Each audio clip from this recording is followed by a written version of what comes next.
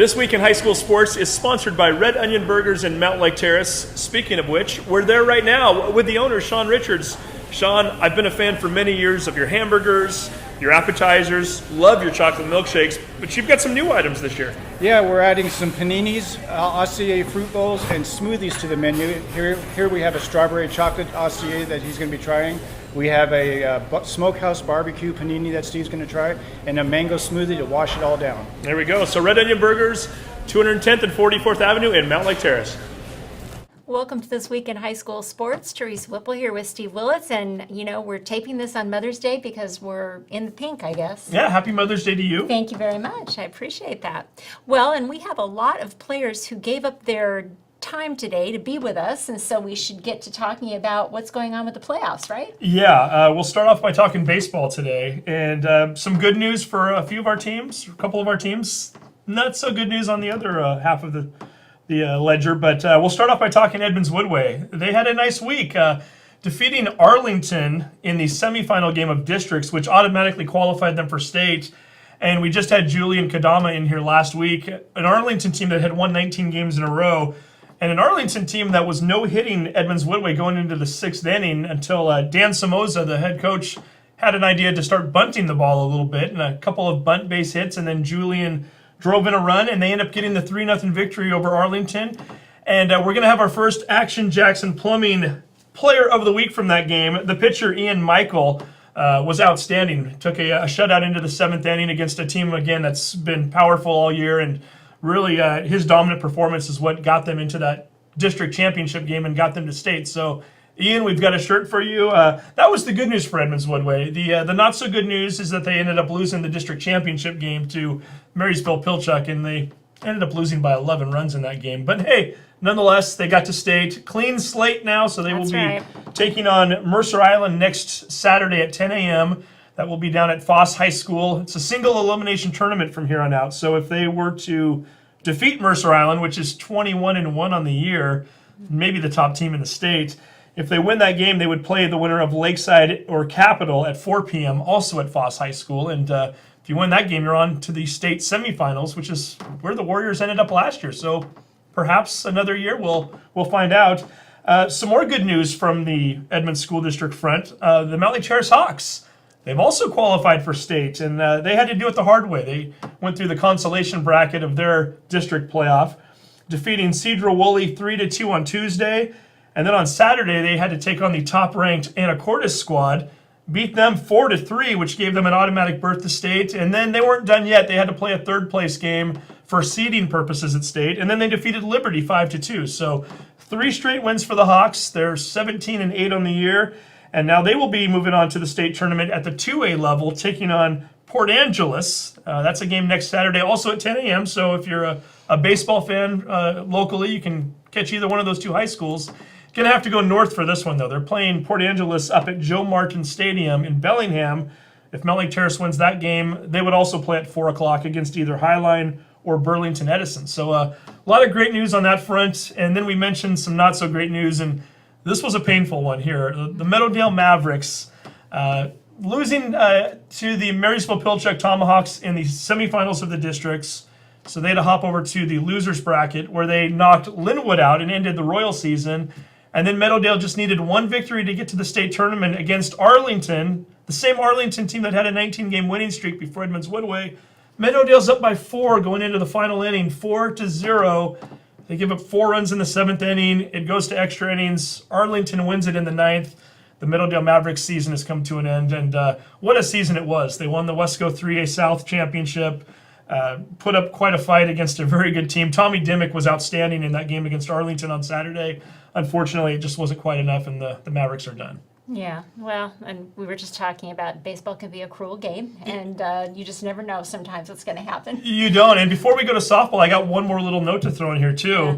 Speaking of a cruel game, this has a cruel ending to this story, but a positive one at the beginning of it here anyway. Blaine Hardy, who a lot of folks around here know, he is a 2005 Edmonds-Woodway graduate. Blaine Hardy on Sunday gets his first ever Major League start. He's been a relief pitcher throughout the majors for his first 167 games. But he got the start on Sunday against the Seattle Mariners, of all teams. So that was the good news for him. Unfortunately for Blaine, didn't pitch as well as he would have liked, and on one particular pitch, threw it inside to Robinson Cano of the Mariners, caught him on the hand, broke Robbie Cano's hand. So Mariner fans aren't real happy with Blaine Hardy right now of Edmonds-Woodway, but nonetheless, we're happy that one of our local athletes is in the majors and getting starts at that. So Blaine, we wish you continued success, and just make sure you maybe throw the ball a little bit closer to the plate next time, and keep it away from our guys, would you? Yeah, right. Okay, well, let's go on to softball. Softball, yeah. Mellick Terrace has already started their playoff run. They're the 2A team, so they had a game against Liberty, a play-in game essentially, to get to the quarterfinals of districts, and they defeated Liberty, the Patriots, 11-0 on Saturday to advance. They'll take on Cedar-Woolley up at Cedar-Woolley at 4 p.m. on Wednesday in the quarterfinals. And then the other teams from the Edmonds School District also making it into the district playoffs this year. Meadowdale, Edmonds-Woodway, and Linwood all advancing into the districts. Meadowdale is going to play Marysville-Pilchuck at 3 p.m. on Tuesday in their first round game. Linwood's going to take on Everett. And then the team that we didn't talk about yet, the Edmonds-Woodway Warriors, the 3A South champion Edmonds-Woodway Warriors. They win the league championship on the final game of the season last Tuesday. And so we thought we'd bring a couple of the girls in to talk about their season so far, as well as the district tournament coming up. Here's the interview we did with Ciara and Kyra. The Edmonds-Woodway Warriors softball teams are Wesco 3A South champs. Can't say that normally, right? That hasn't happened before. First time ever, and with us right now, two of the players on that team. We have Kyra Collingridge, who is a pitcher and an outfielder, and Ciara Ortiz, shortstop, and I guess Alicia is an outfielder, but mostly a shortstop. Yeah. And team captains and seniors, and Ciara, first time winning that championship. That's got to feel really good, doesn't it? It does. We didn't really expect, because we had the head-to-head thing with Meadowdale, so we just really needed to win that last game against Linwood, and now we're ready for districts, and we're really excited, so. And Kyra, it sounds funny, we're making a big deal out of this, but really this is a team that's been fairly solid all throughout your high school career. So it's not as though this team has risen up from nowhere. It's just that never been able to quite get that top spot until now. So now that you've been finally able to do it your senior year, does it feel like kind of the monkey's been lifted off the back, so to speak? Yes, it feels really good, especially because we finally came ahead of Meadowdale, which has always been ahead of us. And we honestly, I thought that after we lost Meadowdale, I thought we were done. I didn't think we were gonna win first. We thought it was gonna be a pretty hard.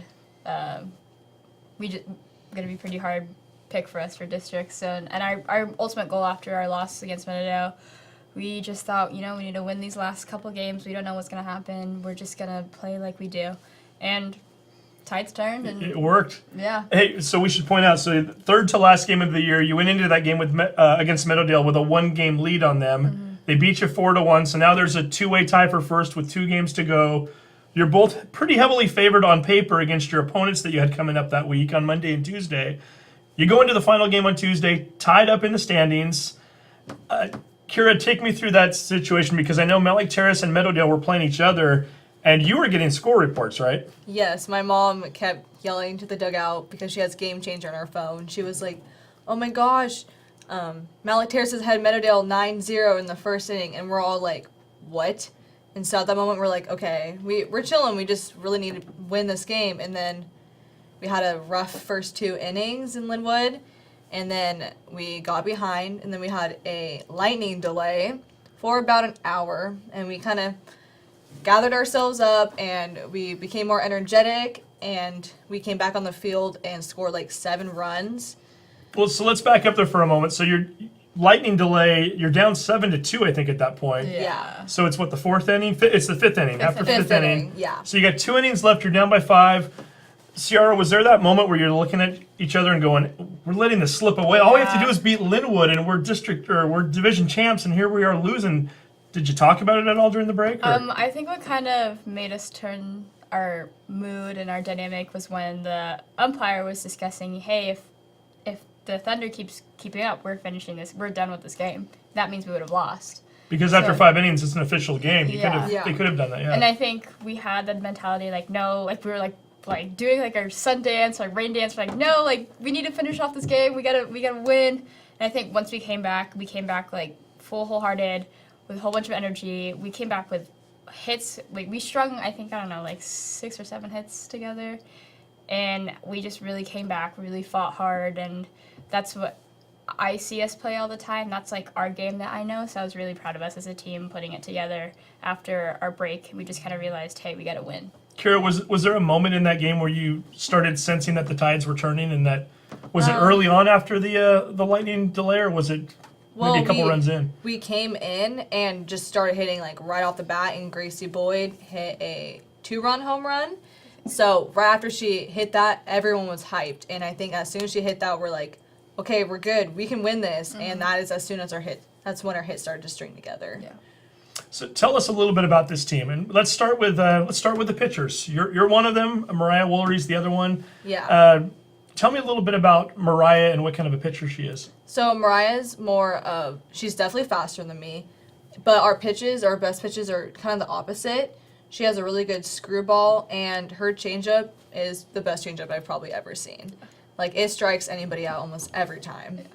Kyra, you had a chance to watch both of them pitch. Tell me a little bit about their styles and compare and contrast a little bit. I love their dynamic. Ever since freshman year, they've always kind of been like the dynamic duo between the two. Kyra has a really, really dirty curveball, and Mariah has the opposite, a really dirty screw and a changeup. So those two, mixing them up with the lineups against other teams, it's going to throw off the batters, it's going to throw off their timing. They're not going to know what to expect. So I think that's what is so important between the two pitchers, is that they know what to throw, and when they're on, they're untouchable. So that's.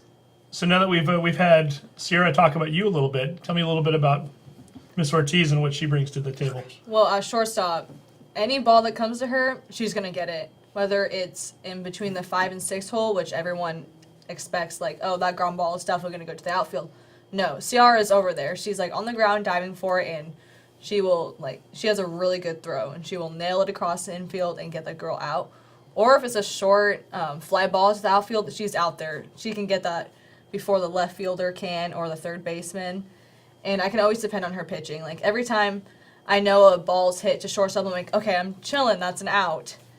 And her attitude, especially she's one of my best friends, just having her there is super helpful, and it always relaxes me on the mound. Yeah, it never hurts to have friends out on the field there that you know you can rely on, right? Yeah, it doesn't hurt at all. Now let's talk a little bit about the rest of the infield. We'll skip the catcher for now because we'll let the pitcher talk about her. But as far as first base, second base, third, who are we looking at? So usually at first base we have a freshman named Annika Forsyth.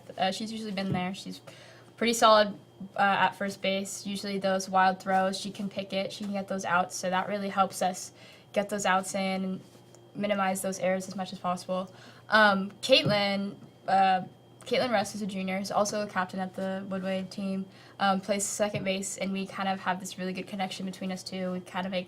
We've made quite a few double plays this year in the season, and we just have this really good connection between us, have this really good dynamic, like, hey, I'll be there for you, hey, you'll be there for me. So we just have really good second and short relationship.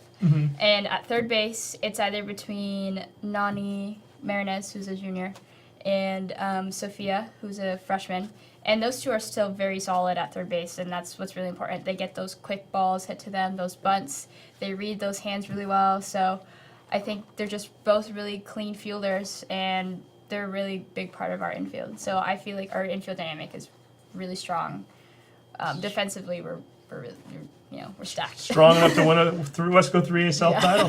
Kyra, tell me a little bit about the catcher this year. I know Jackie Lovelace had that position pretty much on lockdown for the last few years, and she's since graduated. So who do we have playing behind the So now we plate have now? Gracie Boyd, who's a junior, and we have Sophia, who's a freshman.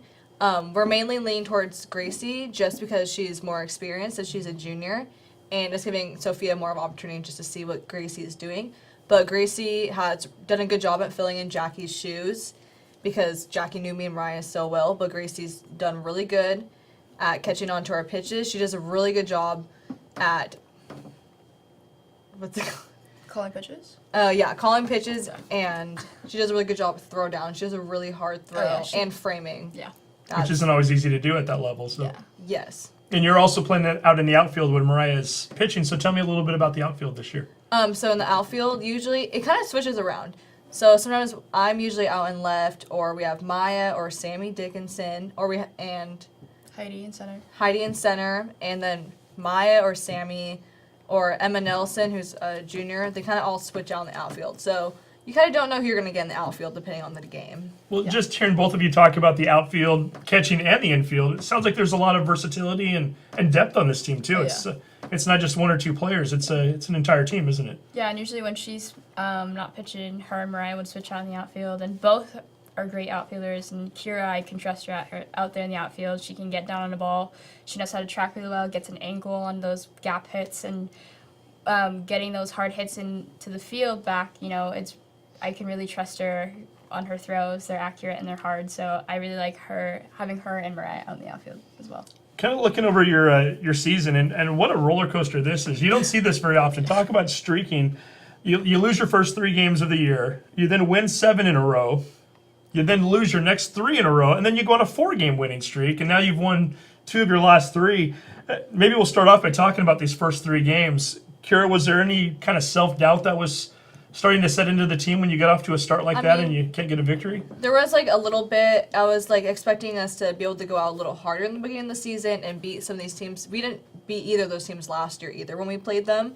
And I was like, okay, maybe this year we will, especially because we almost beat Monroe last year. It was a really close game. Mm-hmm.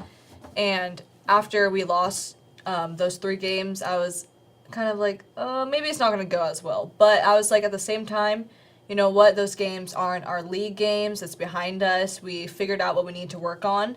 And, all those strikeouts or any misplays is done. That won't happen in regular season now. So from there, we just kind of went on.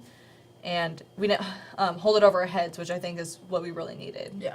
I've got to think anytime you have a 7-game winning streak, that gives your team a lot of confidence too, right, Ciara? Yeah, we were pretty excited. And at the beginning of the year, we always kind of come up with these goals and personal goals and team goals, and I think that we as a team kind of held each other accountable for those things that we needed to work on. And so I think those 7 games, those streaks, we were just constant energy, constant team dynamic, So I think we're just focusing on reaching those goals. And the next goal, I've got to think, no doubt, is to get to state, right? Yeah. So you got the district tournament coming up. Top 3 teams. It's a double elimination tournament. 8 teams left, but the top 3 are going to go on to state. Mm-hmm. And what are the thoughts on districts? Because when we look at it on paper, you've got Arlington in your first game, which is going to be 3 o'clock on Tuesday. And that's the entire tournament takes place at Phil Johnson Fields over in Everett. If you defeat Arlington, which on paper it looks pretty good for you, they've only won 4 games all year, you would then play the winner of Linwood Everett in the semifinals later on that night. And maybe we'll first start off by asking about Arlington. Is it easy to get complacent when you start to, or get overconfident when you look at a team like Arlington and see that they've only won 4 games this year and maybe want to start to overlook them a little bit, Kyra? Or how do you keep yourself focused on that game? It is super easy to get off track. You just kind of, you get really laid back. When you go up to bat, you're not as intense, or even pitching sometimes, I'm not as tense. I'm not throwing as many of my best pitches, but we have to bring our A game and just think we have to act like it's Everett or Snohomish. We have to have the fire that we really want to beat them. And as long as we do, we should be okay. Shorecrest, when we played them, we're it's Shorecrest, but we still played our A game and beat them 16-0. So as long as we play as the team we are, we should be totally fine. Yeah. And I know Coach will probably cringe when we talk about this, but when we start to look at the tournament as a whole, I think for the most part, a lot of people are kind of assuming that there's really kind of 4 teams that are the favorite to win this tournament. Yeah. It's Edmonds-Woodway, and then it's Meadowdale, Marysville-Pilchuck, and Snohomish. When you start to look at the brackets, all 3 of those teams are on one side of the bracket, and you're on the other side, so you wouldn't have to play any of those 3 until the championship game. And Ciara, again, you don't want to get too overconfident, but I'd much rather be in that position than one of those other 3 teams. You've got to like the way this kind of all played out so far. And this is why it was super important for us to try and go for that first place spot in Southwest Go. So, because we wouldn't know what to expect if we were second or first, and I think we really got lucky with the first seed this year, and not having to be able to play Snohomish or Pilchuck within that bracket they're really good teams, and they would be a really big battle for us. But I think this year we got kind of lucky. But still, we're not going to be complacent. We're going to bring our A game. But I think that we got a pretty good seeding for this bracket for districts. And I did leave out Everett just now. They're on your side of the bracket. Yeah. They're also a very tough team. Oh, yeah. Matter of fact, Everett beat you in a non-league game this year, or the North versus South, so I guess it was a league game. those 3 games against those North teams, you lost to Everett, you lost to Marysville Pilchuck, you lost to Snohomish. Ciara, you missed those games with an injury. Yeah. Does it give you extra motivation going into the district tournament? Most definitely. I think just sitting there, not being able to play, it kind of like burns my inner fire of wanting to come back and help out the team. And so I think as our whole starting lineup will be there for districts, all 9 of us, and I think we're going to be ready to come back because we kind of have a little bit of vendetta against Everett because we've always had trouble against playing with them. Never beat them. So yeah, I think Another thing to put on the checklist before you graduate, right? Yeah. That was actually one of our goals was to beat Everett. this year. And I think that we had the perfect opportunity given to us by the bracket this year. If we play against them, I think we'll be ready. So that game could be happening at 5 o'clock on Tuesday if both of you win your first round game. So we will see. Your team has been to the state tournament, 2 of the last 3 years? Yes. Yeah. How much of a factor is it and how much of an advantage is it when you get into district play, knowing that the team already has experience and has been there, whereas maybe another team might be a little more nervous about the whole dynamic of the tournament? Is it something that you think is a benefit to you? I mean, I think it helps, but as a freshman, we made it to state too, and like we had no experience. Me and Mariah were both freshman pitchers, and now it's kind of sometimes it's even harder on your back because you actually have all those expectations to go to state now, and we don't want to disappoint our team, and we really just want to finish on a good, strong leg. Yeah. Tell me a little bit about Coach Venable. You played with him for a while now. What's Coach like, and what does he bring to the table for this team? He likes to, so if we have suggestions, he likes to hear what we have to say, and he's not the one to shoot down our suggestions.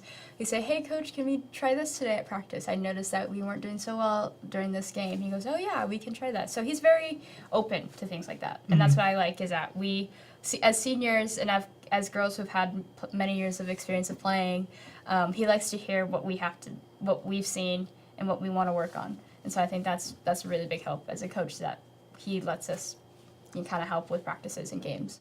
And also, while I'm looking down this roster, I see a couple other names that look familiar that jumped out at me. Niki Jackson, one of the assistant coaches. I know she's been doing this for a while now, but now her daughter Moni is also on the coaching staff, and we just covered her as an athlete not too long ago at Edmonds-Woodway. Moni was a senior when the 2 of you were freshmen, so that's a different dynamic and a different relationship now. Kyra, what's that been like to have having Moni on the bench, but not as a player, but now as a coach? It's actually been really nice because we have someone that we already know really well, but it's also kind of difficult because we don't know when to cross the line between being a friend and being a coach. Like sometimes we'll be joking around and we're like, should we like kind of step this line and joke with her, or do we need to like step back? Because when we were freshmen, she kind of was a scary captain and we would not cross the line. Yeah. So we still kind of know where not to cross that line with her. But it's been really fun, especially I love both her and Niki. And Niki helped coach when I was at the middle school, so I've been with her since I was in 7th grade. And it just makes the team really familiar. Very good. And then last, I want to ask you both about college. You're both seniors, no doubt both looking to play next year. Ciara, where are you heading off to? I'm heading to Western Washington University. Gonna play for the Vikings up there. Yep. Okay, it was easy decision for you, or? Oh yeah, pretty easy decision. I love Bellingham. I did my official visit down there, and I just fell in love with the location. I love the water. I love the trees, and I especially love the people. They're amazing people down there. I knew a couple of girls on the team already, so that kind of helped me figure it out. Well, if I'm going to come into a new team, am I going to feel awkward, or is it going to be a hard time for me to adjust? And so I think knowing some of the girls on the team now, it's huge. It's going to help. And I love the coaches. I fell in love with how they coach and their dynamic. And they also have what I wanted to study as well. They have kinesiology, which I've always wanted. I'm very, very passionate about that kind of stuff. So it was a really easy choice for me. Sounds like a great fit for you then. Yeah. And then Kyra, what about you? You're staying even closer to home. Yes, I'm going to Shoreline Community, and I'm going to be majoring in nursing and playing softball there. And I chose to go there because I really liked the coach, and the girls are really nice, and it's a more laid-back team, which is what I wanted because I really need to focus on my studies. And I get to play with one of my select teammates, so that made the decision even easier. Shoreline tends to have quite a few Wesco players and players from the area on that squad, so that's I also know of a few of them because some of them used to be on my select team. So it should be fun next year to see the Dolphins and the Vikings. But Until then, though, we've got more Warrior action coming up. So again, big week coming up for the softball team. Arlington at 3 p.m. Tuesday at Phil Johnson Fields. Win or lose, you're going to play a second game that night at 5 o'clock. We're hoping win. If we win, we play a second game. Oh, If we lose, the losers bracket is later on that week then. Yeah, they don't play Okay, until so double Thursday. elimination tournament. So we're going to plan for 2 games on Tuesday, right? We want to. Yes, we need to play 2 games. So either against Everett or Linwood in the follow-up game, which would be at 5 o'clock, and then hopefully, if you get those 2 victories on Thursday, the championship game will also be at Phil Johnson Fields, and then keeping our fingers crossed that we're going to be back down in Lacey for the state championships the week after. So again, congratulations on a great season thus far. Congratulations on getting that league title, and we'll see what we can do in districts. Hey. Well, good luck to the Warriors this week and all the other teams too. Yeah, and I was shocked to hear that they'd never won a South championship. I was shocked too. That's a Warriors team that more often than not is pretty darn good. And the fact that Meadowdale has just been so dominant the last 5 or 6 years speaks volumes to that. And then there's also been other really strong teams over the years around the area. But yeah, for them to never have won it before, I would never have guessed that. Yeah, me either. All right, so we're going to move on to track now? We are going to move on to track. The Wesco 3A South Championships, or the championship meet, took place on Wednesday and Friday of this week. That's basically all the teams in the South, minus Mount Lake Terrace, who moves over to the 2A meet. And then they gain a couple, Squalicum and Ferndale, because those are South teams, right? They come all the way down from Whatcom County to participate in this event. And of the 7 schools, our schools did pretty well. Edmonds-Woodway boys winning the boys championship. Linwood was 3rd behind Shorecrest, so a nice job by the Warriors and the Royals. And then on the girls' side of things, Edmonds-Woodway girls finished 2nd behind Shorecrest, and it's a Shorecrest team that tends to be pretty tough over the years. Too many athletes to name individually, but I did want to throw out a few names of athletes that won multiple events, and not a lot of big surprises here either. Chinadu Achulanu won the 100 and 200 meter for Edmonds-Woodway for the boys. Aaron Richardson continues to win all the hurdle events, the 110 hurdles as well as the 300 hurdles. Tyler McAtee won the shot put and the discus, another Edmonds-Woodway athlete. And then Yuki Parle, another big surprise, right? State champion. Not a surprise. Not a surprise at all. She won the 1600 and the 3200. So congratulations to all of them. And congratulations to the Meadowdale Mavericks. A lot of individual performances that were very strong. And we brought 3 of the members of the Mavericks team in to talk about their season so far. Track season is coming closer to an end. State tournaments are coming up over the next couple of weeks. The Wesco 3A South Championships took place over this past weekend. That's Wesco 3A South minus Mount Lake Terrace, but adding to the equation, Squalicum and Ferndale. And with us right now, 3 of the members from the Meadowdale Mavericks team. We've got Matthew Johnson, Colin, Knechtel, and Jack Custer. Guys, first of all, before we get started, tell me a little bit about your Wesco 3A South experience over the weekend and how things went for you. Matthew, I'm going to start with you running the 300 meter hurdles. 8th place finish. I've got to think you're pretty happy with that. Yeah, it was a really nice surprise. It was one of those ones. We have a really strong hurdling league in Wesco South. Like Woodway's Aaron Richardson he's dominating right now, and he's gonna have a really good state run. But in having such great competition, it's kept me PRing every single week, and this week I had a really great PR that got me down into the 43 seconds, which is another number break for me, which was awesome. And I got to beat out the 7th and 8th place people on the north, allowing me to go to regionals this week. So when you finished your race on Friday, I guess it was, or Saturday, right? Friday. All the days are mixed up right now. When you finished your race on Friday, did you know at that point that you had qualified, or did you need to go back home and pull up the computer and look to see where you finished? I didn't know initially. It was one of those things where Bonnie said, you ran a fast enough time. Bonnie, our coach, he said it looks like a really good time. You should be able to do it. And then I woke up the next morning. It was like Christmas. Went on athletic.net, got all the scores out, and I looked that I had beaten the other 2, and I was like, I'm going to regionals. And so there you go. So he's qualified for this next race coming up, Shoreline Stadium on Wednesday and Friday. Colin, for you, what was your experience like over the weekend? How did you feel like you did? I PR'd in both of my events, being the 1600 meter dash.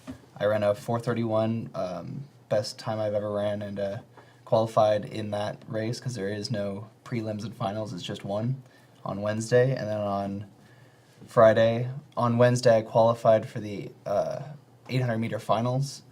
And then with that qualification, I got to run on Friday, where I ran, I think, 6th place and PR in that event as well. So I've qualified for both of those events. As we start to get into the postseason meets, you start to see these 2-day events, the Wednesday, Fridays.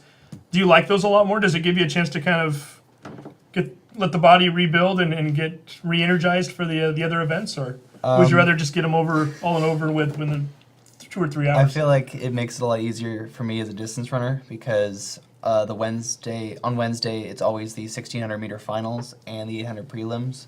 And so it leads to a hard run for the 1,600 and then just a qualification for the 800, leading to Friday where I can have fresh legs and a rest day to run a better 800 time and run on the 4x4 team. And the 4x4 team is an event that you do with the guy sitting next to you there, Jack Custer. Not only do you run the 4x400, you also run the 400 individually. Yeah. You took 5th place over the weekend. Not a bad finish there. How are you feeling about this? Yeah, feeling pretty good. I actually broke 53 seconds during West Coast South, so that was really great for me just to see that I had the potential to consistently run in the 52s now because I started running a 52 on Wednesday. And then for the relay, we're pretty satisfied with where we're at right now, but I also think that we'll be able to go beyond where we're at this week.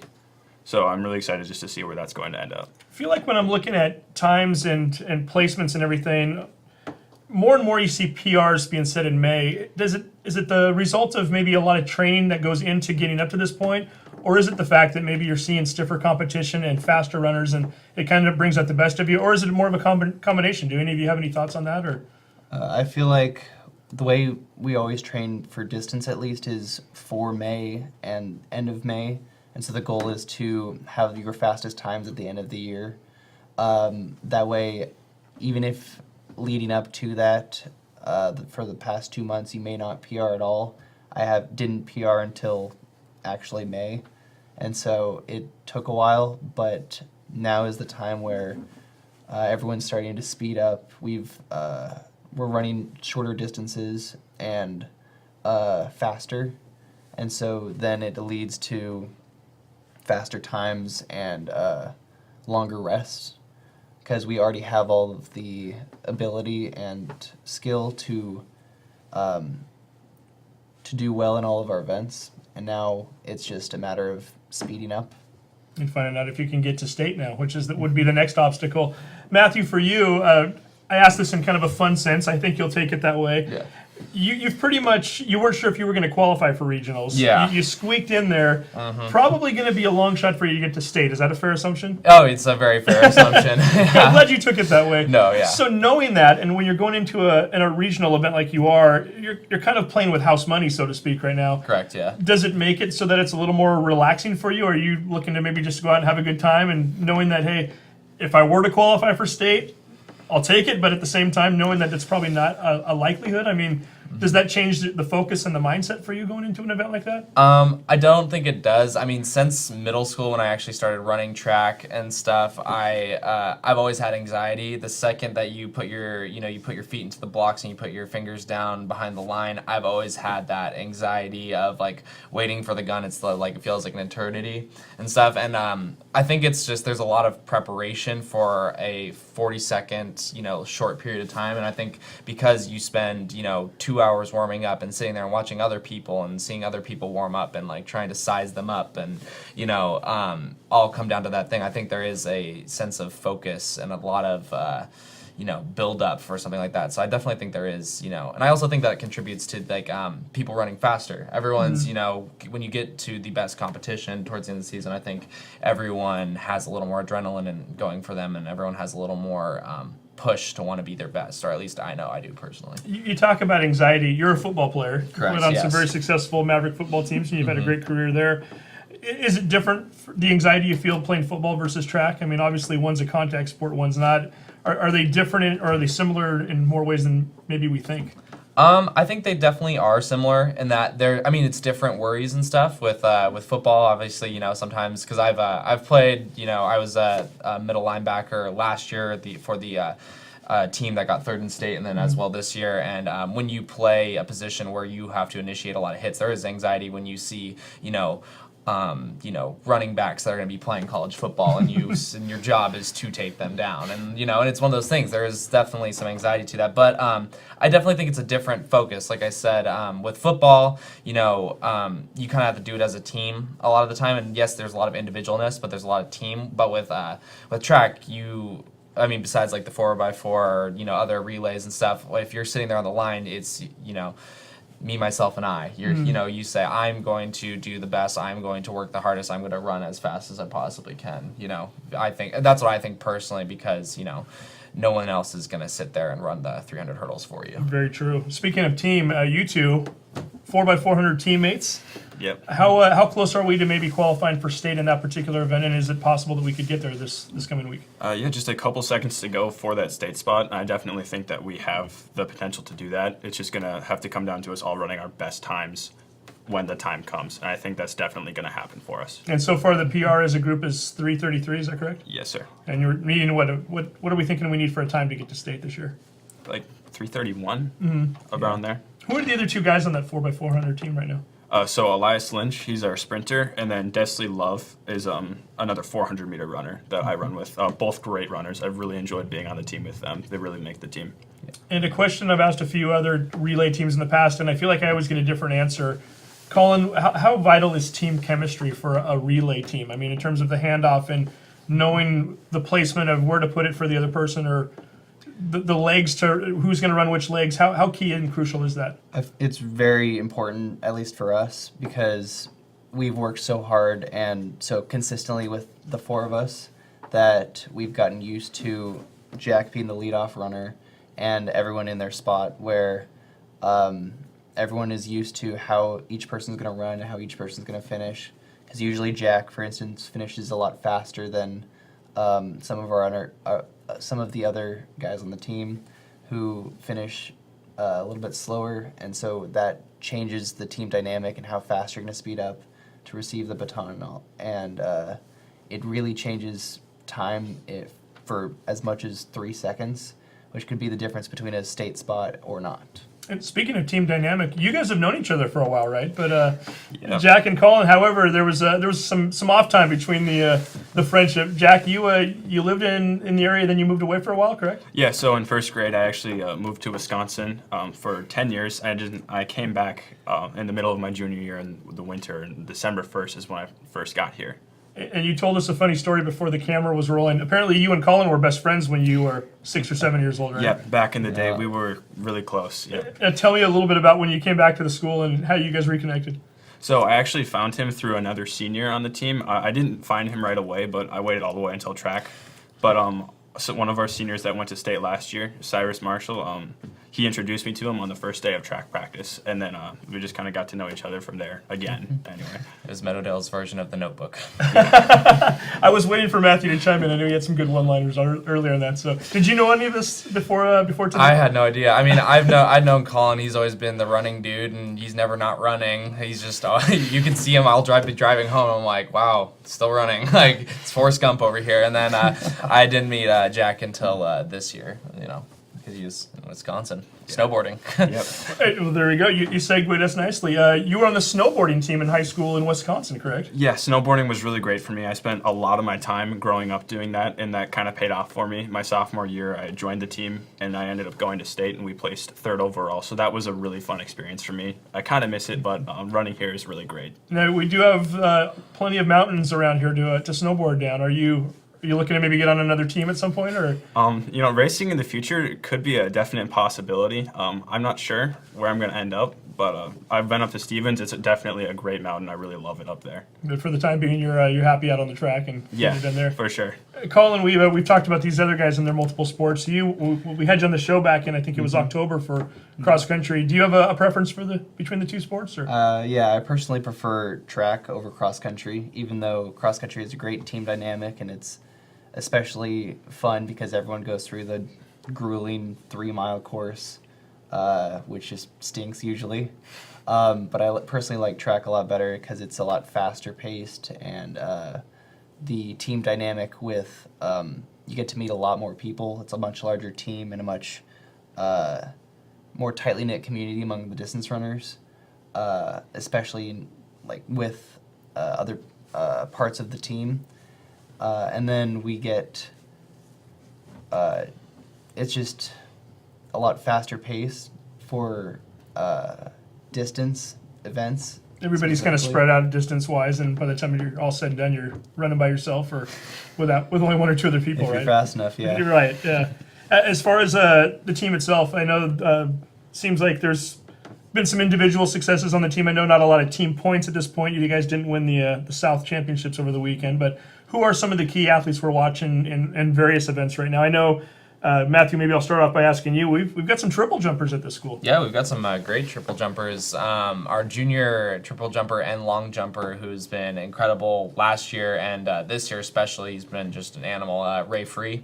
And then also Peter Wick, he's a triple jumper and he's had a really incredible season. He kind of had a breakthrough season last year and going into this year, and it was one of those really incredible surprises that just is taking everybody, and we're all so happy for him. I think Wick and Free finished first and second the other day, and then you guys had also had the sixth, seventh, and eighth place finishers. So 5 of the top 8 in the triple jump, all Meadowdale Mavericks. Yeah. Very nice. Who are some of the other athletes that we're watching right now? Colin, give me a few other names to keep an eye on, maybe at regionals this week. I mean, all 3 of us are competing there, and that'll be quite an event. You've got a couple of pole vaulters I know who have the same last name, right? On the girl side of things. Ciara and Meadowdale, they're going to be both competing over there. Ciara, especially in her senior year, she's been continuing to improve, and it's impressive to watch. And then Maya's sticking right in there as her little sister. I think they push each other with a sort of sibling dynamic that other athletes can't quite get. Jack, we've seen a high jumper this year that's relatively new to the school take third on the girls' side of things. Tell me about this young lady and what we can expect from her in the future. Yeah, so my little sister Camille just joined the team this year, and she's been a real standout. She just kind of walked on, and she's been really good at it. It's really been awesome just to see her grow and become a great jumper. And yeah, definitely look for her next week, and of course beyond too. I'm really excited to see what's going to happen with her next year. She took third place at that meet, 2 inches off the champion Hannah Hicks, who I know just set a school record at Edmonds-Woodway recently. So the fact that Camille's up there already, that's impressive. So Yeah. does that mean you were a high jumper at one time, or? No, did a little triple jumping. It was too hard on the shins for me, so I definitely just couldn't do it and just went right back to running the 400. So how did little sister get into high jump? Is that something did you nudge her into getting into, or was that just something she did on her own? Or? I did kind of nudge her into running track, but I think back in middle school, she did a little bit of jumping, but didn't really do much of it in high school up until this year. Very good. As far as the team itself, Coach Vonnie, what's he bring to the team, and what is it meant to run for him? Lots of tough love, but that definitely pays off for us. He's been really great. I met him when I first moved here. I just looked for him and introduced myself to him. He seemed like a really great coach, and working with him has been just awesome.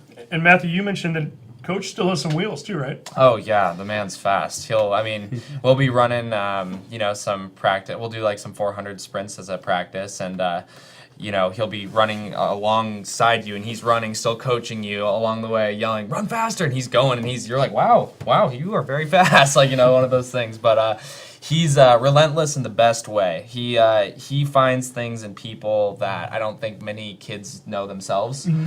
And I think that, sometimes, like Jack said, I think there's definitely some tough love, and I think kids sometimes have to get used to that, but it's all from a place of love, and that he knows the potential so many of the kids, have, and I think he surprises so many kids, and I've been very grateful too. I didn't really even think about doing hurdles until, Vonnie was like, you should do it, and it ended up being what I've been most successful at in track. He has an eye for that stuff. Colin, can Coach keep up with the distance runners too, or is it more of a sprinter?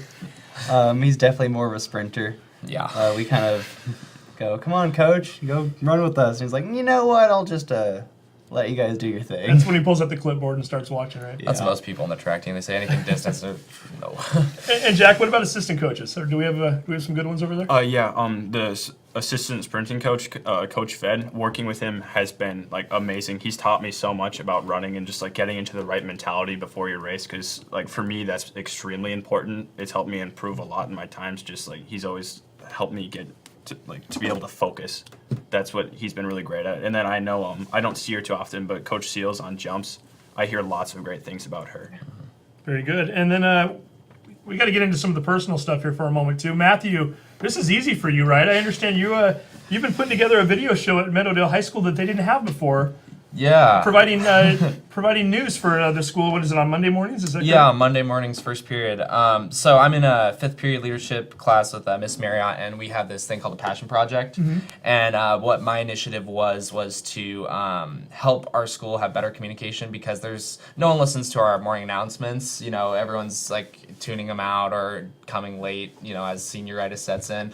But you know, what I wanted to do was make a show that kids wanted to watch. Like, they'd ask their teachers, can we please watch the Maverick News? And that's something that's happened. And I want to cultivate a culture of people wanting to be a part of the school. And I have done that with Jack Petrina and Brian Gillis and Oliver Greenleaf as my main people involved. And I direct and edit, and I'm more behind the camera.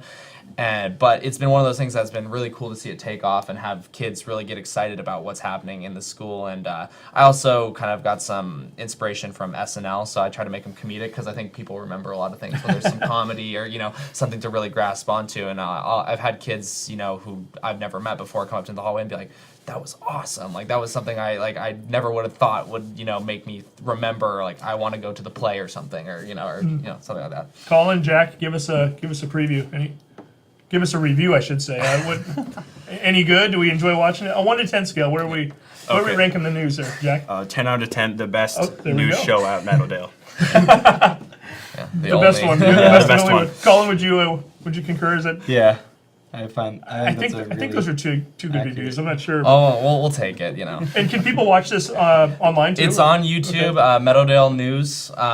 You just Google it and put it into YouTube. It'll be the first thing that pops up. And there's, I think, like 13 videos. We've been doing it for like 13 weeks now. So they're all up there. And I guarantee that you will laugh at some point, either at or with the video. We'll have to go check that out. So senior years for you guys, prom this past week. Is it starting to kind of set in that this is it and you guys are getting ready to be done with high school? Very much Yeah. so. Yeah, Jack, good time at the prom? Oh, didn't actually go to Didn't prom. go, okay. Well, the two of you? Yeah. Yeah, it was at the Seattle. You made it here, so that's a good sign. Yes, so we're you got sleep. we're a little tired, but no, it was at the Seattle Art Museum, and it was just phenomenal. First of all, the art was incredible, and like also the music was, I thought it was like, you know, pretty good. The lighting was awesome. Everyone looked beautiful, and you know, it was one of the better. I mean, it was the best dance I've ever been to in my high school. Senior you know? prom, it should be, right? Yeah. And as far as college is concerned, where's everybody heading off to next year? Jack, I'll start with you. Yeah, so I'm going to a community college, and then I'm looking to go to Seattle Pacific afterwards. And running in the future, or? Definitely want to see how fast I can get and keep on going. Okay, Colin, you're heading out of state next year, right? I'm going to Oregon State University down in Corvallis. I'm not going to be running or doing any athletics there because they don't have a program. Not But- running competitively, but I have a feeling you'll still be Yeah. running around the streets of Corvallis, right? Yeah. And that won't surprise Matthew one bit. Not at all. And then Matthew, what about you? I know you've played a couple different sports in high school. Are you planning on doing anything next year, and where? Yeah, I decided not to follow some sports opportunities I did have, and I wanted to go down to Chapman down in California in Orange County. They have a really good business program, and I got direct admission into there, and I'm excited to, you know, go start a new chapter in my life and, you know, try something new. 3 different guys going 3 different states, but first, keeping with the same team, the Mavericks, at least for this coming week anyway. So, guys, best of luck at regionals. Thank you. Hopefully, maybe beyond that, and continued success. And best of luck on finishing out the school year too. Only a few weeks to go, right? Yeah, Yep. gotta stay strong. Almost done. Getting close. I'm going to check out Matthew's YouTube show for sure. I am too. I no doubt it's going to be fantastic. I mean, just sitting here with him, talking to him, a lot of personality. Yeah. Very charismatic, and I'm sure a lot of fun in the process. So yeah, it's something that I think we should all check out. Yeah, I agree. Okay, and we're going to talk about golf, right? Just momentarily, yeah. The Mavericks boys winning the Wesco 3A South Championship this past week. So congratulations to them. So another Maverick team to talk about. Why not? And then we're also going to talk a little bit about tennis because one of our athletes won a district championship over the week, and because of that, we're going to give her a shirt. She's only a freshman, but she's not playing like one. Annie Huan, who is playing for the Hawks, and I think she's undefeated on the year so far. She was in the District 1, District 2 sub-district tournament the other day. her first 3 matches, she did not lose a single game. So 6-love, all the way to the championship. She drops her first set against another opponent from Liberty, and then she comes back to win the next 2 sets, 6-3, 6-3. So she's advancing into the now 1A district, and no doubt looks like she might be a favorite to qualify for state this year. I know she's the number 1 seed going into that district tournament in the top 4 advance. So Annie, you get yourself a shirt, and more importantly, you get yourself a chance to play at state this year. Very great. Okay, what else is happening in tennis? We had some other qualifiers. We did. We had a few others from the 3A side of things. We know Olivia Olson, who we've had on the show before at Edmonds-Woodway. She qualified for districts for Edmonds-Woodway as a singles player. And then we had 2 doubles players from Meadowdale, Isabel Rienal and Kelsey Cummings, who also advanced to the next round. So congratulations to those 3. And we'll keep an eye on them and see what they're able to do this week, and perhaps we'll be talking about them next week as well. That's right, and we are getting down to the final important games and matches as we get through the playoffs, and we'll have all the results for you as they stand next week. So thanks again for joining us, and we will see you then. Take care.